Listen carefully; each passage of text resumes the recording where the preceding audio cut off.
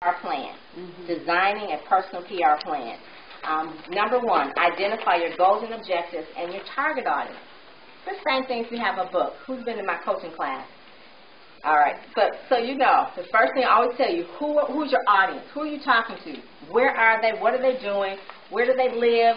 Who are they? What kind of issues do they have? What kind of problems do they have? And what kind of solutions can you provide for that audience? If you're going to do any kind of product, the product would not be on the market if it didn't provide some kind of solution, right? You wouldn't produce a book if it didn't provide some kind of reason why. So the same thing about you. You want to understand what your goals and objectives. The Purpose-Driven Life is a really good book. I have so many books in my library that can probably help you just identify your purpose, your goals, your dreams. That, you know, this particular thing, Oprah used to do this every single month, something to think about. I pull those out and I make copies of all of them and I use them for seminars or whatever, but you can just pull those out and just kind of talk about what it is that you would like to do. What is your personal brand? And so once you actually have what your goals and objectives are, my goal and objective is to really get more clients or to get another job or to get a better job or to be a ghostwriter or to be an editor, whatever it is, and who is the target audience of that? I pulled these out because these Christian Writers Market, we're in the Christian Writers meeting. How many people have this book?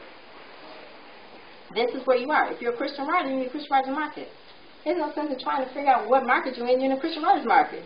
It's full of everything that you need. I passed out this other sheet. Sally Stewart has so much information, she'll make your head swim. So you need to take advantage of it. Some of the stuff is like $10 and $5. People, you have to invest in yourself, in your brand. Your brand is going to have equity the more you invest in it. I invest a lot in my brand. It has a lot of quote-unquote equity and pictures and websites and marketing materials and brochures and everything that you're investing in doesn't go to waste. It's part of your equity. So the strategy that you need once you identify your goals and your objectives and target audience is to really then garner media attention. Same thing you do with the book. How do you garner media attention? Some of the things could be really, really simple. Is that you can hold a press conference for some event that you're going to do with a community slant. So say you're going to do something for breast cancer, okay? You want to do a big event, the breast cancer survivors, and have them come out and speak and, you know, really just kind of plan it really good, and you want to actually make it so that they can encourage other people who maybe are going through breast cancer, and so you have breast cancer come up and their families or whatever maybe get an award for someone who's given a lot. It's a community slant. It does good for the community, and it's also newsworthy. So then you can organize that charitable event. All the money goes to American Cancer Society.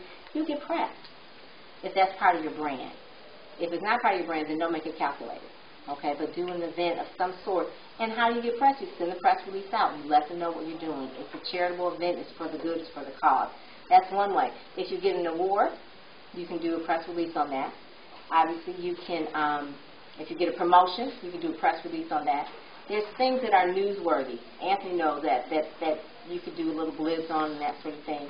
If you have a book, you can do a press release on that. Books are just part of your brand. It's not going to be you. Anybody who's writing books, the book is not you. That's part of your brand. That's one part of you. So if you have a book, that could be a press release, but you are the brand. Repeat after me.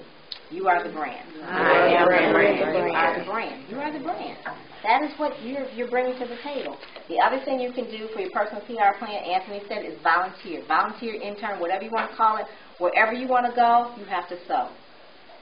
Wherever you want to go. Anywhere I ever want to go, I had to sow. I had to sow my way there. I didn't walk up to anybody and say, I want you to mentor me. No, you sow into a mentor. You intern with people. No one gets it just handed to them. You sow where you want to go. So you volunteer.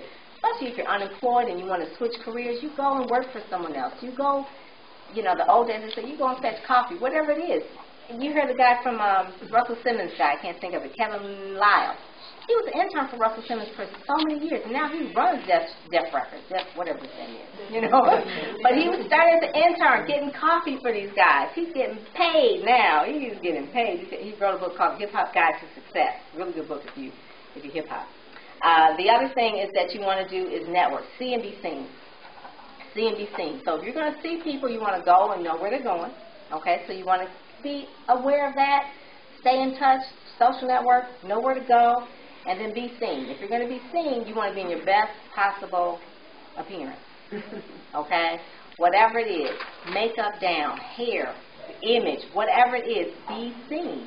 People will come up to you if you're attractive in networking events. If you look like you're tired, broke down, and I didn't really want to be here, they're not going to talk to you. All right? It's like, okay, but if you're smelling good, looking good, image is everything. It's on the blog, Brand Your Best Life. There's an article, Dr. Stacia talks about the difference between your image and the money you make. The people who make the most money typically are the most paid. I'm not talking about, beauty, but just in terms of pulled togetherness. Pulled togetherness, how clothes is not wrinkled or what, the whole pulled togetherness. People that look like they took time and care. So that's an article on there. The other thing, the last thing is really do a direct mail campaign or email campaign or some kind of notify your target audience what's going on, what you're doing. Postcards will work. Hey, I'm in this new business. Hey, I got a book coming out. Hey, I'm looking for a job. It's like, I need some suggestions, whatever. Make it a campaign. Send it to the people in your circle of influence. Do a direct mail campaign, whether email campaign. Sometimes mail works better. If you write a letter out and actually mail it to someone with a postage, you really, today it gets attention because people aren't mailing letters anymore. So if you really wanted to get to someone and they understand that you're serious, you do that. And the other thing is to self-publish. And that's why we're here, because writing a book does really make you an authority. It's called author. The root word of authority is author. So you want to author something. All right, even if it's a mini book. My first book was 115 PR tips on how to brand your ministry. It was a mini book, but it was a book on branding, how to brand your ministry. And it was so much information in that little book. So I said that could have been like 5 books, but I was like, I try to put it in bullets.